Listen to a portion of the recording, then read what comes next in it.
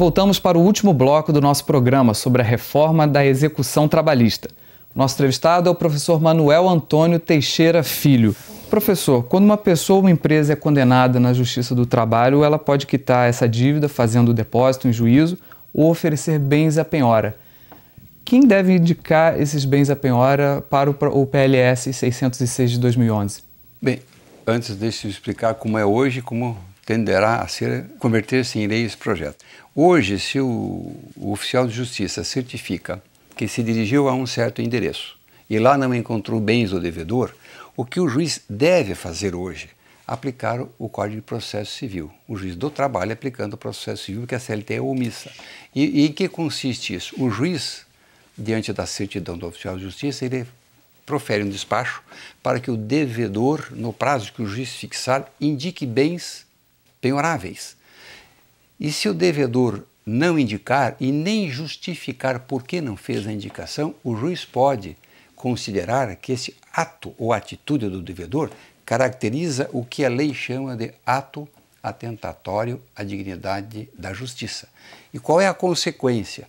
O juiz condenará esse devedor, ou melhor, aumentará, por assim dizer, a dívida em 20% do valor atualizado.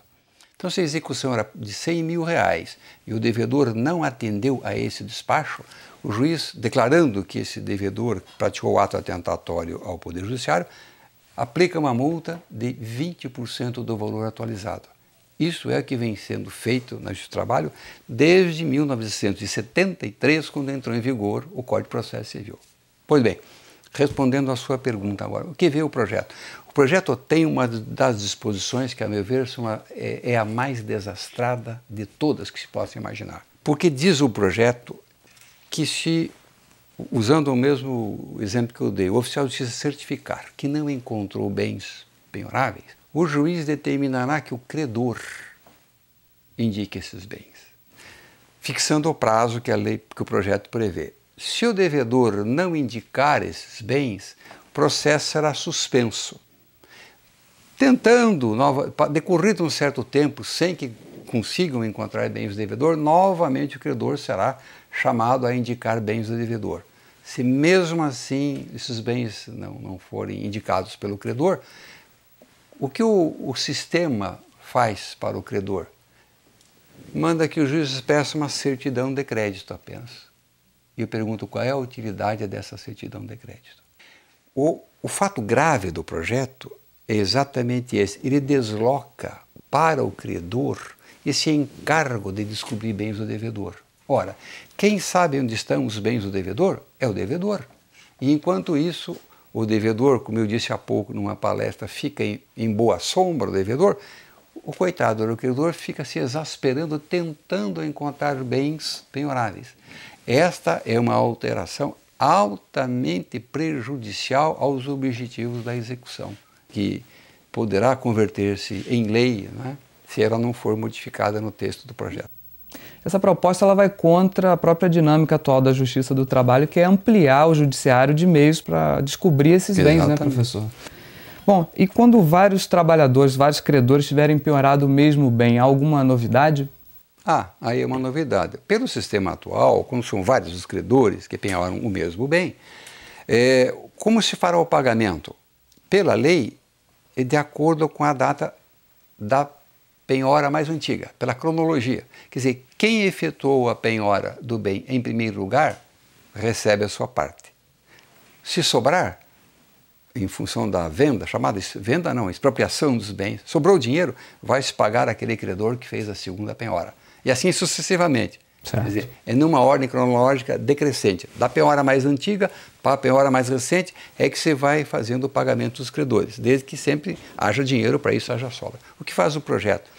Elimina essa anterioridade da penhora e diz o seguinte: independentemente de quem penhorou o bem pela primeira vez, todos os credores irão receber na proporção do seu crédito. Então, quanto mais eu tiver para receber, mais eu receberei.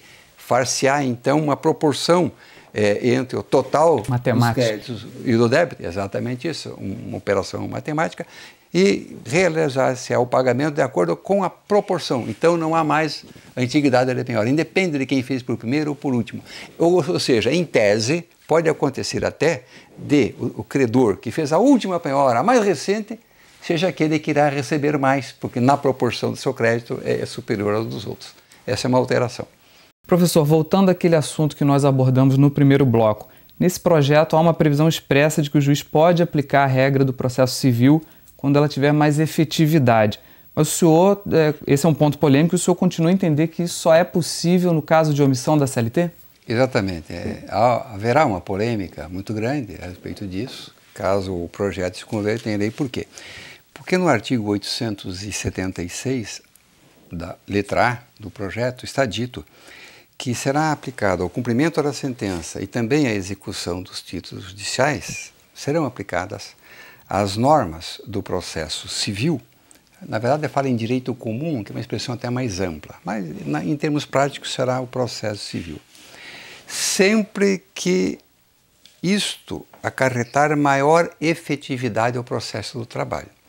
Da leitura isolada desse artigo, tem-se a impressão de que se poderá aplicar uma norma do processo civil, mesmo que a CLT não seja omissa.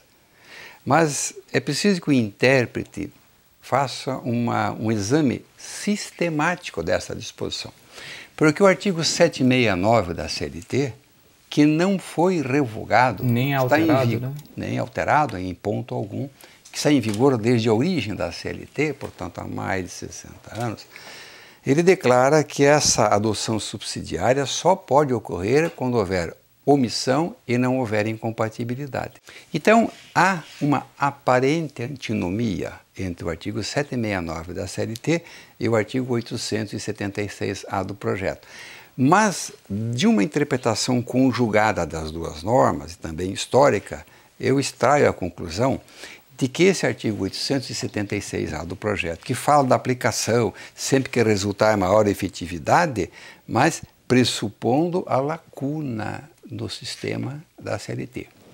A não ser assim, a interpretar-se isoladamente esse princípio, eu creio que é o momento de nós já encomendarmos aí um requiem, uma missa fúnebre, porque deixará de existir o processo do trabalho, no pouco que ele tem.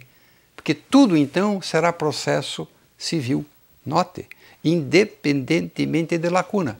Então, é uma capitulação total, sem luta. Será simplesmente o processo civil aplicável ao processo de trabalho, respeitando as origens do processo de trabalho, os seus princípios, a sua ideologia e tudo mais.